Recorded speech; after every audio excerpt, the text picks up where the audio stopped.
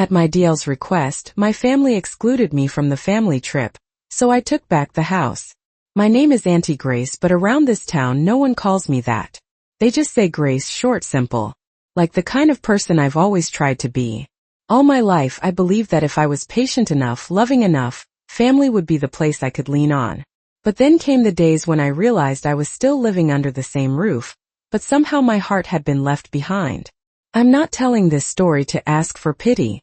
I just want to share what really happened in those final days when I was still holding on, still hoping. If you've ever stayed silent when you should have spoken up, if you've ever given so much of yourself that you forgot who you were, then maybe this story is meant for you too. And maybe in these quiet moments, you'll come to see what took me years to understand. Sometimes real love begins the day you stop letting others treat you like you don't matter. Sometimes people still live with their family but no longer belong there. Welcome home. I stood on the porch, an old straw broom in hand, sweeping away layers of fallen leaves. Nothing felt different from years past. The old oak still stood silently in the corner of the yard. The wind still blew sharp and cold, slipping through the thin cardigan I'd worn since last fall. But this year the yard felt emptier, quieter. Even the sound of children's laughter seemed to have been swept away with the wind. As I bent down to pick up the little sign by the front steps, the faded "Welcome Home" sign that hadn't been replaced in years, I found myself wondering how long it had been since I actually felt welcome here.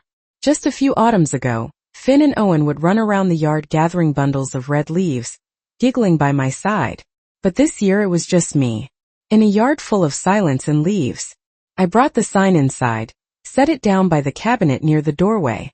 An old habit. Tidying things up to make the house feel a little less lonely. In the kitchen, the scent of toast still lingered from breakfast. I didn't touch the loaf Ethan had left on the table, nor the coffee Sarah had poured. Everything already felt cold, even before I had a chance to sit down. The sound of an engine starting made me turn.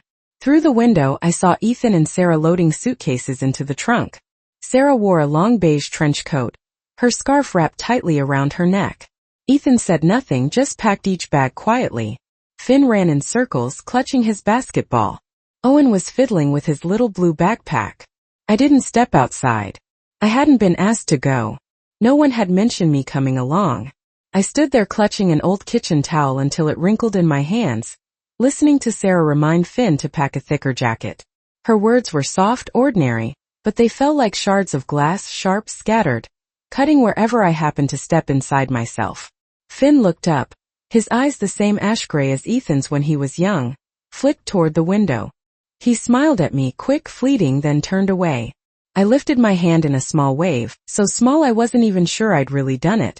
Jean came by that afternoon. She brought a warm apple pie, still fresh, the smell of cinnamon and butter drifting across the porch. We sat on the old wooden bench. I'd laid down a faded cloth, afraid the damp might seep into the pie. Jean took a sip of her tea, then sighed.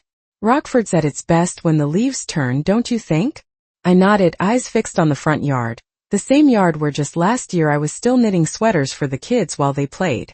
Jean glanced sideways at me, her gaze sharp behind thin silver frames. You going anywhere for the holiday? I didn't answer right away. I looked down at my hands, thin, worn, marked with age spots.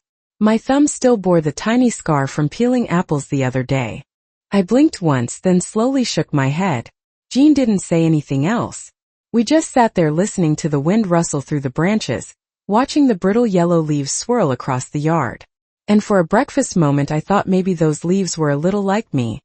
Past their season, just waiting for the wind to carry them away. I never imagined Thanksgiving would be something I'd have to face alone. Forgetfulness doesn't arrive like a storm. It comes like steady rain, slow, quiet, wearing away the smallest pieces of love until nothing's left. I woke before dawn while the mist still clung to the windows. The house was silent, save for the soft creak of a window left slightly open. I pulled my wool shawl over my shoulders and made my way to the kitchen. Cold light filtered through the sheer curtains, landing on an empty table. This used to be the warmest kitchen I ever knew. Ethan, as a little boy, would swing his legs from the stool, nibbling on toast while I made breakfast. The kitchen still looked the same. Dark wood cabinets, the old oven, the round table covered with a checkered cloth, but the warmth of family, it was gone. I filled the kettle and set it to boil, wondering what they might say to me today, Or more likely what they wouldn't say. I'd grown used to the suffocating quiet, the kind that settles between people who once shared the same blood. Ethan and Sarah slept in. I heard their footsteps above, the sound of drawers opening and closing, the kids murmuring to each other. I poured myself a small cup of tea, the steam fogging up my glasses. When I wiped them clean, Ethan was already standing at the kitchen doorway, his eyes unreadable, somewhere between distracted and uncomfortable. I nodded. He gave a faint smile then turned away. A gesture so familiar I barely noticed it anymore. Breakfast passed in broken silence, punctuated only by the clink of silverware against porcelain. Sarah ate quickly, almost hurriedly. The children whispered and giggled, sneaking glances at their mother. I ate slowly, each bite small, careful, as if stretching out the last bit of warmth still left in this house. When I stood to wash the dishes, Sarah quietly packed the leftovers into containers. Later, she opened the fridge and saw the tray of oatmeal cookies I'd baked the night before, Finn's favorite. I heard her sniff lightly, then closed the fridge without a word. Finn tiptoed up to me while I was drying my hands on my apron. He looked up and whispered, "Grandma, I after breakfast wish you were coming." I froze. His little voice, hesitant, tender, dropped into the dry well of my heart like a single drop of water. I smiled and patted his head, but said nothing. Sometimes even the sweetest words don't feel safe enough to answer. After breakfast, Sarah and Ethan went back to their plans for the trip. I could hear them from the living room talking fast with purpose. Hotel names, flight times, rental cars, dinner reservations. Every detail discussed, decided, but not once did my name come up. I sat by the window mending an old coat, each stitch steady, patient, thread slipping in and out like the rhythm of time, passing quietly, meaninglessly. Then I heard Sarah say firm and clear, "I already said, just our little family. No one else. No one else." I pressed my lips together, fingers tightening around the needle. The seam I just sewed came loose. A dangling thread slipped from the sleeve.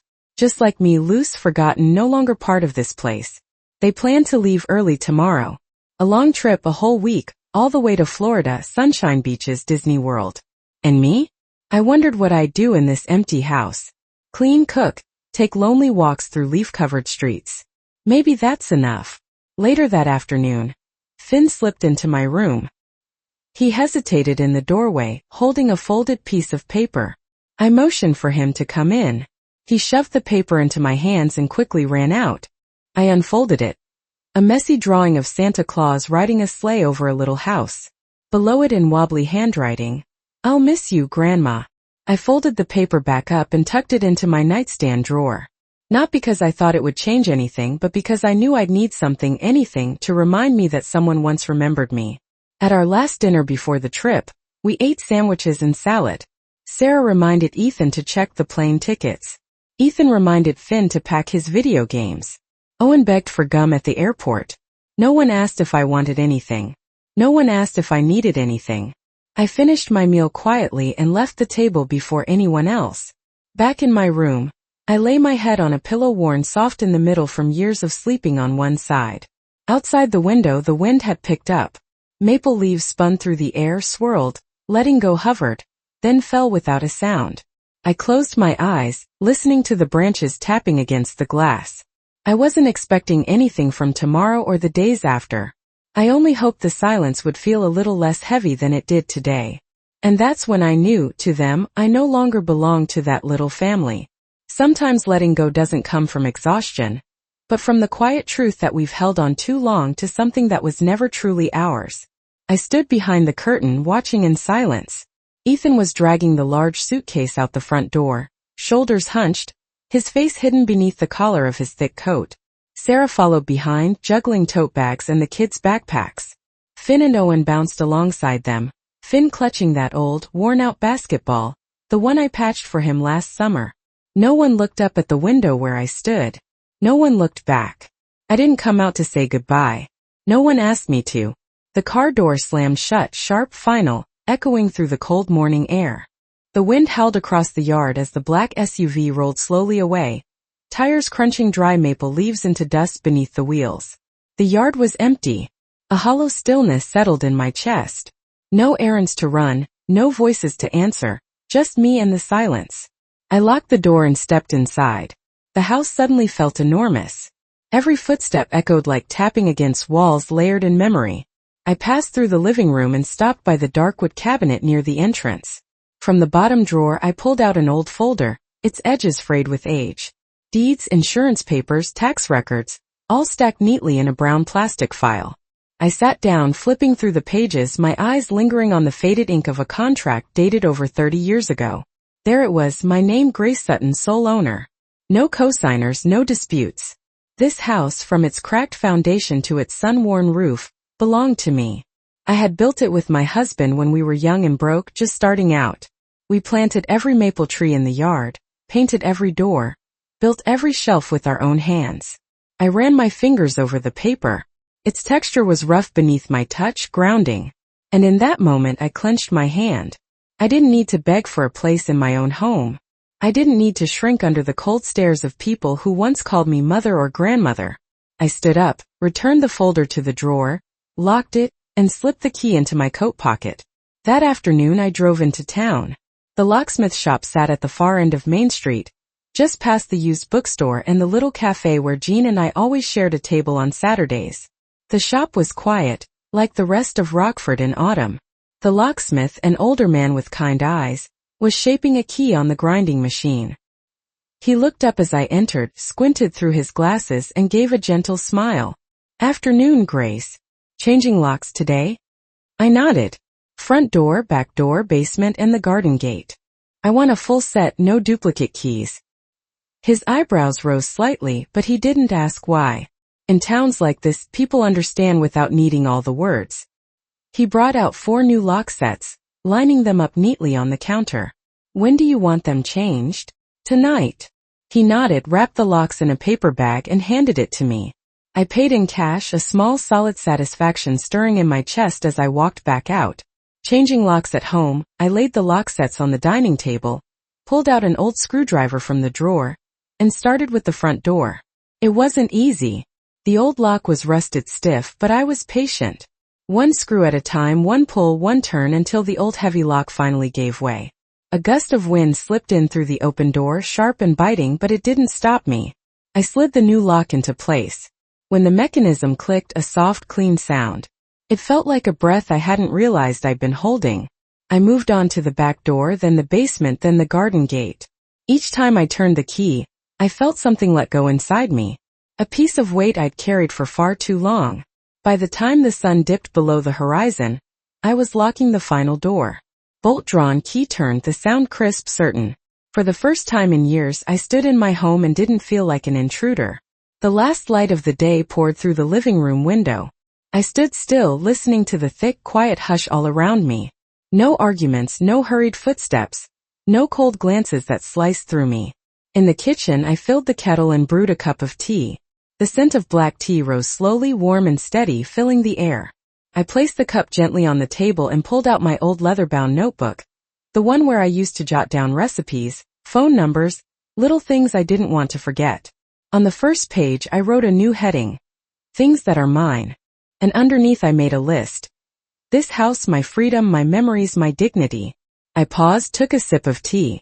It was bitter, but pleasantly so. Not like the bitterness of holidays past. This one was clean like clarity. Outside the wind had finally settled. The last leaves on the maple stood still.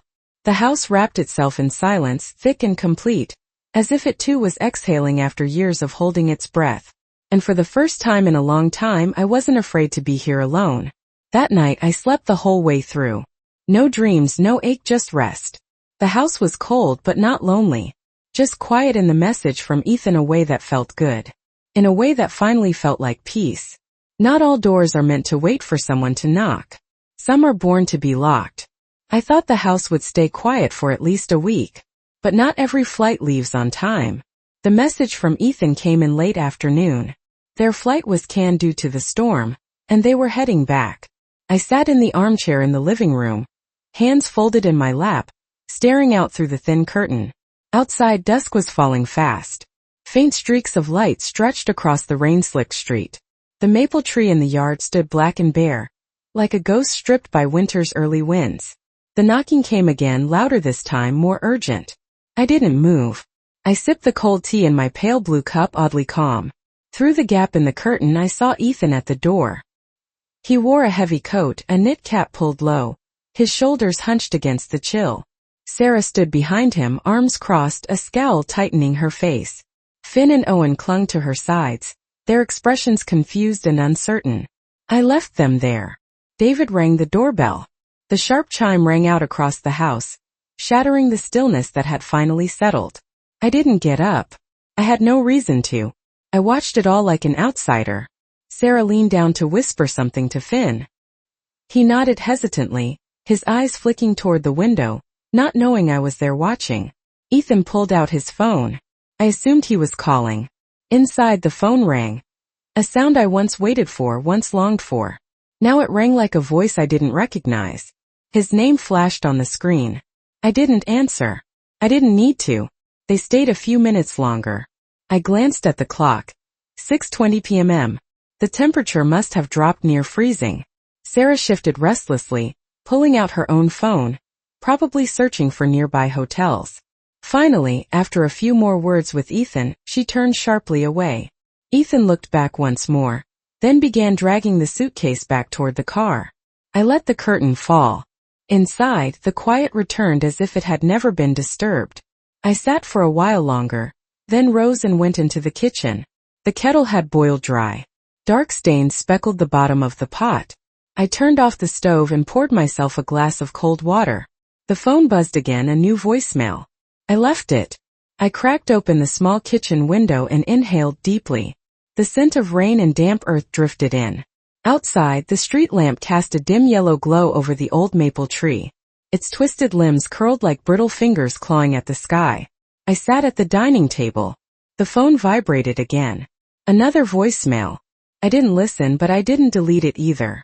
I left it there. A quiet reminder that silence too is an answer. I brewed a new pot of tea, stronger this time, more leaves than usual.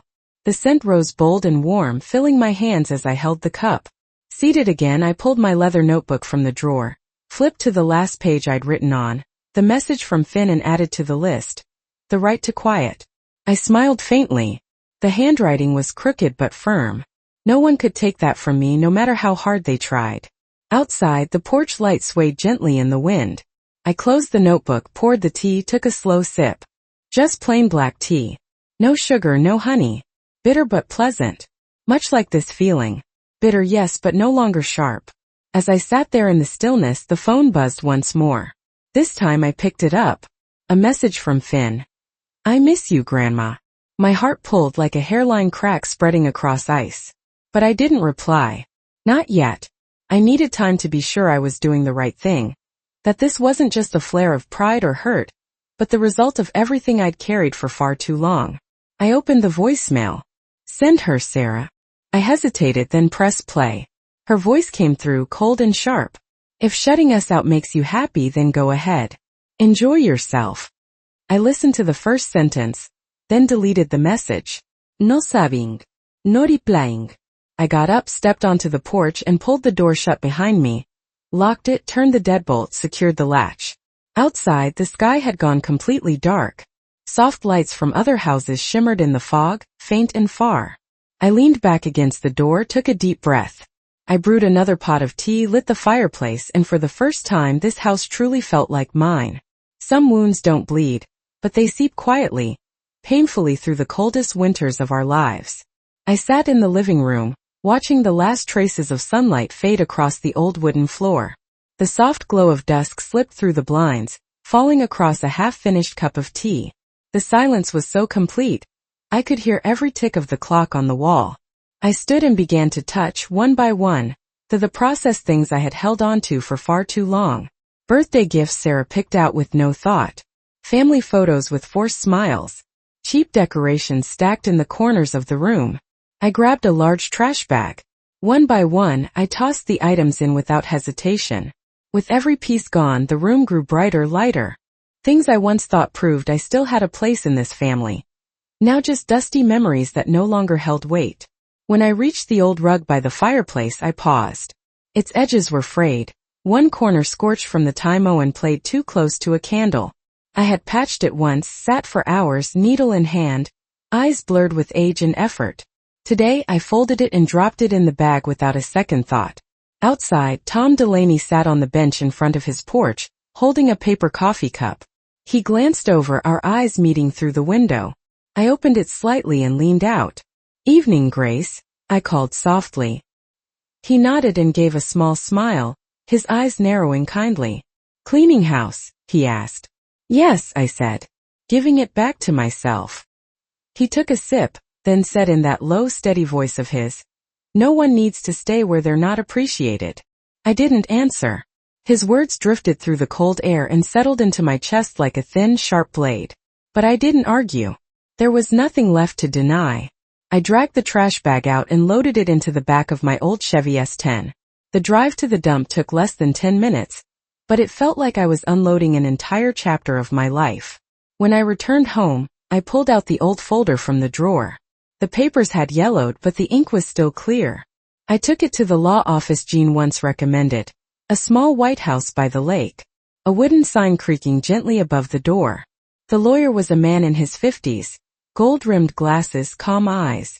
I sat down across from him and slid the folder across the desk. "I'd like to update my will," I said, my tone no different than if I were choosing flower seeds for spring. He nodded and opened the folder. I pointed to the inheritance section. "Finn only," I said. "The house, the savings, everything." He glanced up at me, brows furrowed slightly, but he didn't ask why. He just made his notes and nodded. When I stepped out of that office, the papers tucked safely in my bag, I felt lighter, like I'd finally stopped leaning into a wind that had pushed back for years, like I had let go of something that was never mine to carry. That evening I sat by the fireplace, flipping through old pages in my leather-bound notebook. I found a blank one and wrote, "Memories can't make people stay, but we keep them to remind ourselves never to forget the lesson." I closed the notebook and placed it on the bookshelf. My phone lit up, a new message. "Finn, I miss you, Grandma." I read it once, then again and again. Finally I set the phone down, brewed myself a cup of hot cocoa, thick, bittersweet. That night I didn't go to bed right away. I sat by the fire watching the flames flicker. The house was quiet, warm in its own way. No hollow laughter, no forced conversation, just peace. The next morning I stepped onto the porch, broom in hand, sweeping the last of the fallen maple leaves. And then I saw him. Finn stood at the gate, wearing his thick coat, knit cap pulled low. In his hands a box of cookies. He looked shy, unsure, but his eyes lit up when they found mine. And in that moment I wondered, maybe this is what's left after the storm. The dinner for two the next morning at my doorstep. Finn stood there holding a box of cookies and eyes full of longing. Some meals are meant for one, yet feel warmer than any crowded table missing kindness. I stood quietly on the porch, watching Finn clutch the cookie box tight in his hands. There was something in his eyes, hesitant, soft, something he didn't know how to say. I slowly unlatched the gate. No rush, no words, just one small step back to let him in. We sat in the living room. The firelight flickered against the walls, casting soft shadows across the ceiling. Finn placed the box on the table, rubbing his hands together for warmth. I slid a cup of tea toward him, but he shook his head. "I'm sorry," he whispered, eyes fixed on the wooden grain of the table. "For everything." I shook my head and smiled faintly. "You don't have to be, Finn." The silence between us thickened like the fog that clung to the yard outside. I didn't rush him, didn't press. Some things take root slowly, like the maple tree out front, still budding come spring, no matter how long the winter lasts. I slipped into the kitchen and quietly prepared dinner. A small chicken I had already thawed, roasted with dry rosemary. A slice of leftover pumpkin pie, its cinnamon scent still gentle and warm. Nothing fancy, just the small table set for two. Mismatched silverware, two old porcelain plates chipped at the edge. The dinner. By the time I brought the food out, Finn was already seated, hands folded in his lap. We ate in silence. No small talk, no polite pretending. Just the clink of silverware on porcelain, the whisper of wind against the windows, the occasional pop of firewood from the hearth. After the meal, Finn pulled a card from his backpack, the front covered in crayon scribbles. "I made this for you," he said, placing it gently on the table in front of me. I opened it. Inside, just 4 words, crooked, slanted but steady. Thank you for staying. I folded the card and placed it beside my now cold cup of tea. I said nothing. There was nothing to say. Some gratitude doesn't need to be answered aloud. The phone buzzed on the table. Ethan's name flashed on the screen. I didn't pick up. Finn glanced at me, unsure. I reached out, rested my hand over his and gave a gentle squeeze. You don't have to worry about me, I said. I'm okay and you will be too. He nodded, eyes red. I rose and walked into the bedroom. From the drawer I took out an old book, a worn poetry collection I had kept since girlhood. Tucked between its pages was the letter I'd written the night before. I handed the book to Finn. One day, I said, you'll understand. He took it without question, held it close to his chest like it was the most precious thing he'd ever been given. Outside the sky had gone dark.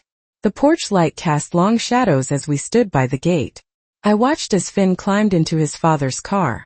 No one said goodbye, but before the car pulled away he looked back just once. I stood in the doorway, my hand resting on the cold wooden frame. Inside me there was still a hollow space, but it no longer ached. I turned back in, locked the door, cleared the dishes, wiped the table, folded the cloth neatly, the way I always did. A quiet ritual to end the day. I poured a fresh cup of tea, carried it to the bedroom. The soft yellow glow of the old lamp warmed the room. I settled into the armchair by the window, blanket draped over my legs. Outside, the maple tree still stood bare, quiet but strong in the face of winter. The phone lit up once more, a message from Ethan. What are you planning to do, Mom? I didn't reply. I didn't delete it either. I left it there, a quiet reminder that I had already made my choice. I locked the screen and looked out the window. Fog had blanketed the street. The streetlights blurred into soft golden smudges, like lost stars in a sea of white. I expected nothing from the other side. Not anymore. When Finn left, I stood in the doorway watching that little car disappear into the cold mist. But inside me it wasn't cold anymore. There are nights when you realize the quiet inside an empty house isn't loneliness. It's simply what remains after the noise has gone. I used to believe that sacrifice meant love. But now I understand. If you don't learn to cherish yourself, even those closest to you can turn away. Like an old quilt that once kept everyone warm through winter. But once no one feels cold anymore, they forget how many times they leaned on it for comfort. If this story touched something in you, maybe today is the moment to quietly look back at all that you've given, and at the way you've cared for yourself, or forgotten.